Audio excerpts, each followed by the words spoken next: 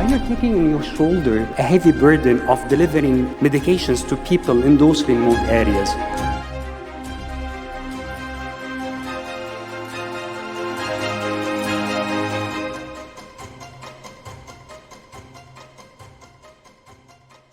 Assalamu alaikum wa rahmatullahi wa barakatuh. Good morning, everybody, and thanks for the introduction.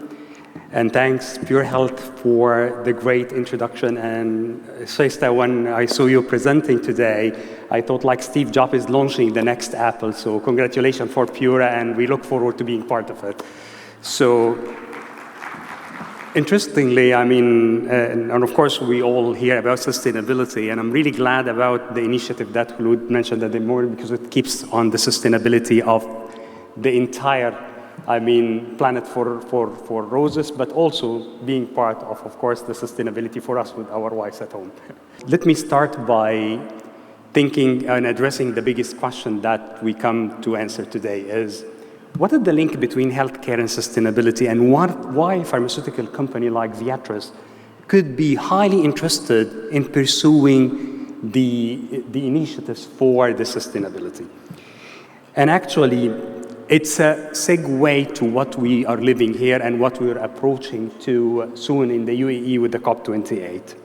And what I want to do today is actually a call for action for all industries and all sectors to a very close connection between the climate and the healthcare challenge. And let me remind you that in healthcare, all what we really aspire for is what we call access to healthcare. So let me start by a story which is very dear to my heart and to share with you some insights from different parts of the world. So if we start by a remote village in India, for example, where it has some communities which has been flooded by the monsoon rains recently.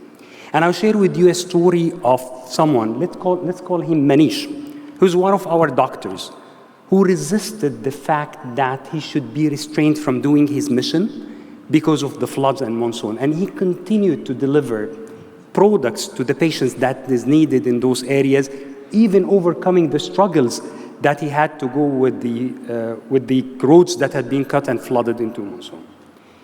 And when I asked him, why are you doing that? Why you're taking on your shoulder a heavy burden of delivering medications to people in those remote areas? And he looked back at me and said, Ayman, remember the mission that we're here for, access to healthcare. So it's not only about practicing your job, and it's not only about being there in the office to do the daily tasks, but it's about the times where you step back and play your role and do what you do for the community and what you should do. But that also invited me to really think about different parts of what we lived during COVID. So the picture here is taken from Hong Kong, where piles of patients were already isolated and sometimes didn't get the chance to have access to their health care. And is it really limited to some parts of Asia or India or those parts of what we call the underdeveloped? Or it goes even to areas like in developed world, like in Germany, and the picture here highlighted the hit that happened in August 2011 for some parts of Germany that was subject exactly to the same way that I have seen in developing market. To summarize, its access to healthcare is a pivotal, and it is something that is very dear to all of our hearts. And the question that is always raised is, does really life matter?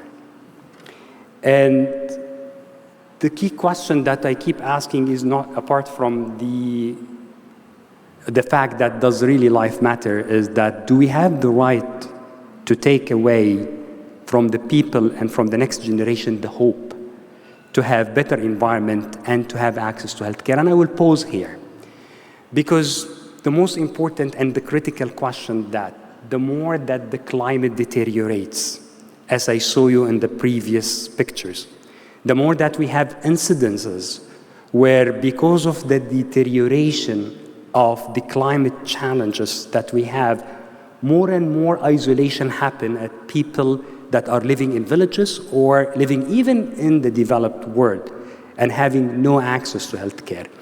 And here is the link that I wanted to make at the beginning of my presentation today. There is a strong correlation between access to healthcare and the future and the climate change. Because if the climate continues to worsen, and if we continue to have such challenges on day-to-day basis, I think this will gonna cut back on centuries or decades of developments that has been done in the basic science and the healthcare. So we've been doing decades of advancement in order to make sure that we have better health for everybody. And guess what? The climate challenges come on the other side and putting more and more people at risk and isolate more people and preventing them from getting access to their treatment. And I think that's the call of action that we have to do today. So moving forward, have we reached the tipping point or where the problem is too big to solve, or we still have room to go? And here what the WHO come with, prioritizing 9 distinct ways that the challenging climate can affect, and I will mention some of them. Time shift of the seasonal health risks. So we used to see health risks that coming on specific seasons, and now it's being extended and living longer because of deterioration of the climate change. Asthma attacks, I mean, all of us living that and see it even across the world, where the periodic attack of asthma and even the challenging respiratory health care started to evolve more and more with the worsening climate change. And you can go into that into many ways. So in order to reflect that in numbers, it's millions of deaths, billions of dollars in productivity lost, and more broken families and lives that can be suffering from the climate change impacts on the healthcare. And the most interesting picture that I always use is the fact that shall we continue to do like this and try to do different attempts on an isolated manners that even no connection can be made between the different efforts that someone is doing at the hospitals versus someone else is doing at the regulator or at the pharmaceutical sector. And of course, the impact of climate change could be summarized in 3 facts today. It could be fatal, it could be costly, and it could be tragic. I think the easiest one to address is fatal, because it is estimated that we have 14 million deaths per year that is highly associated in our world to the climate change. And if you think about it, it's going to be increasing by 3.8 million deaths per year if we continue in the pattern that we have today. 50% of those deaths are happening in the low and the medium income countries, which is again another call for action that either we continue to say, like we used to say during the pandemic, either healthcare for all or no health for all. It could be costly as well. And as we live today, it is estimated that poor health can reduce the global GDP by 15%.